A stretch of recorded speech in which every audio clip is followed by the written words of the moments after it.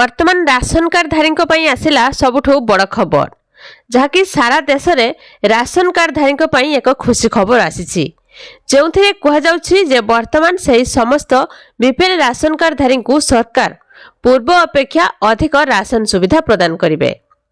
वर्तमान ration card धारी 5 KG चाउल दि जाउछि। यह व्यतीत सरकार राशन कार्ड धारी अनेक बड़ परिवर्तन करने को जाउछंती जार लाभ एवं समस्त उपलब्ध हेबो। तेबे वर्तमान राशन कार्ड धारी सरकार देथिबा राशन 1 मास पर्यंत समस्त लोकों पर्याप्त नुहे। तेणु सरकार एथिरे कहिसंती जे खूब शीघ्र एथिरे किछि बड़ परिवर्तन कराजिबो। तेबे आसंतु देखिबा कोन रहिछि संपूर्ण खबर। वीडियो को देखिया पूर्व गोटे लाइक करंतु, चैनल को सब्सक्राइब करी पाखरे आसुवा घंटी चिन्ह को दबाई दियंतु। तेबे सबुठू बड़ कथा है कि वर्तमान समस्त राशन कार्ड धारी 5 किलोग्राम गहम एवं 5 किलोग्राम चाउल दियाजिबो। एहा सहित चीनी मध्य दियाजिबो।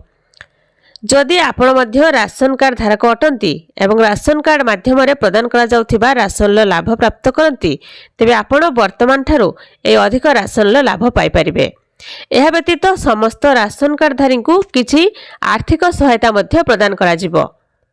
तेबे वर्तमान सरकार राशन कार्ड धारी 2000 रु 5000 टंका पर्यंत आर्थिक सहायता सुविधा प्रदान करिवे। यह आर्थिक लाभ देशर कोटी कोटी परिवार बहुत साहाय्य पाइबा आरंभ करेंगे।